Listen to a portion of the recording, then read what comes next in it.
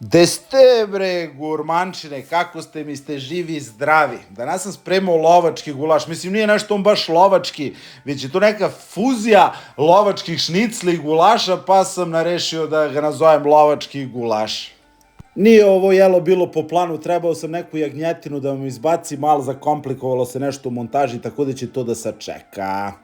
Ovde imam 2 glavice belog luka sam nasecko i pola kile crnog luka na kockice, da vas ne bi zamlaćivo. Kod Nade sam uzeo jedno pola kila svinjske plećke, koju ću sad lepo da naseckam na neke kockice.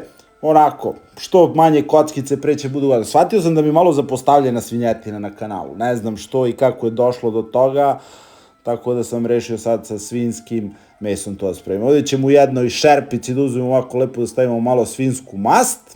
Mislim, nije zapostavljena svinjska mast, ali svinjsko meso jeste.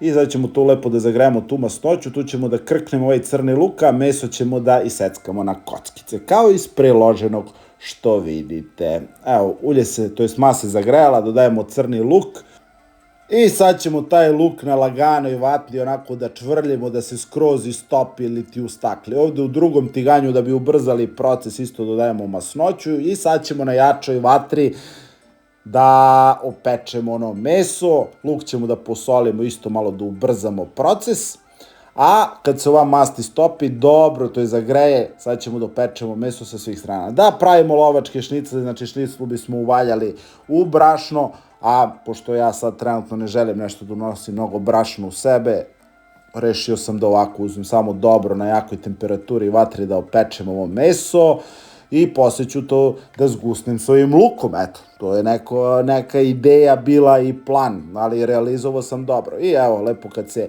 svo to meso onako sa svih strana lepo zatvori, viš kako dobije, njega ćemo da izvadimo sa francusku kašiku i onda ćemo u istom tom tiganju da nastavimo pripremu. Evo, ostalo dole malo kako ulepilo, sve ćemo te ukuse posle da pokupimo.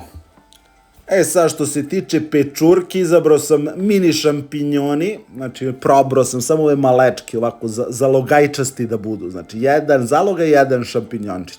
Njih ćemo ovako na ovom tiganju isto da ispeckamo, kada dobiju lepu boju, dodajemo beli luk po ukusu. Ja sam posle sebi dodao još belog luka pred kraj samog servisa, zašto da ne opterećujem ženi i detetu želudac, a sebi volim, pošto ja, kako kaže moja žena, kamen bi mogao da svariš.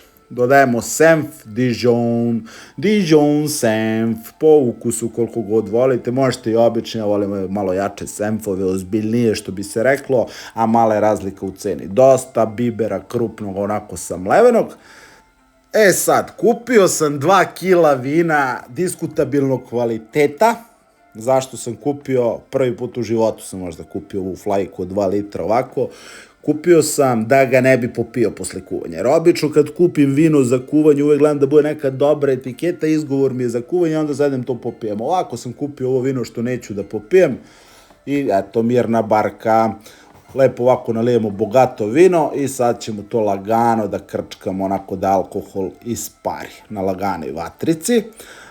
A ovamo lukom pomalo promešamo čisto da ne zagori, što bi se reklo. Vidi kako plivaju šampinjončići ko Čavić u najboljim danima. I malo senfo cele slačice. Malo čisto da onako da ima nešto u sosiću, onako malo da pod zubić malo. Ovdje imam taj jagnjeći temeljac mi je ostao, znači taj klip što ne umem da namontiram, da sam napravio problem nešto s rezolucijom i sad to potrudit ću se do nedelje da ispeglam, da vas obradujem. Baš jedan dobar klip. Muka mi pripala tokom spremanja, možda ću i to da vam pustim da vidite malo kako je. Vidite ovako, ovdje sam dodao malo peršun suvi, nešto nisam naleteo na sveži, i ovdje imam suvi sremuš, neka ga nek se troši. Kad već imaš začine u kući, igraj se, troši, bolje nego da se maste, da skupljaju tu mast. Evo ga, luk se lepo, pa bukvalno se karamelizovao, i evo, dodajemo, sad spajamo sve u jednu šerpu, spajamo, i nastavimo da hrčkamo. Sad ćemo ovamo da dolijemo temeljac ovaj jagnjeći, da pokupi sve ovo istiganje i da ga zagrejemo dobro posle kad postepeno nalivamo da on bude top. Ostao talog.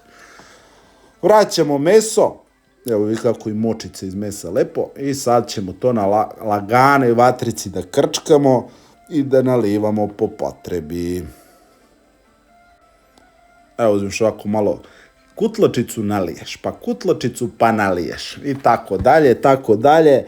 Znamo te i sami da svinja vrlo brže stiže od juneta, znači ukupno vreme ovog spremanja je plafon sati 20, ajde. Nisam merio, nisam gledao na sat, ali sati 20 minuta lagano krčkanje, ću poklopi malo i to je to. Evo, posle nekih 45 minuta proveriš meso, znači ne sme se raspada, nego onako da imaš da ga grickaš malo, da ne bude ono se pretvori u drpano prasa. Evo, to je ta gustina, bez brašna, ovde sam spremio pire i sad ću to lepo da serviram. To bi bilo to što se tiče današnjih klipa gurmančine. Ako ti se svideo klip, baci like, ako ti se nije svideo, baci onaj dislike, share, subscribe, otprati, zaprati, kako god hoćeš. Ljubi vas i voli sve vaš Dotpot, pa se vidimo i družimo uskoro. Ako imate neke ideje i želje, pišite dole u komentarima, kritike isto prihvatam, ali samo konstruktivne. Prijatno!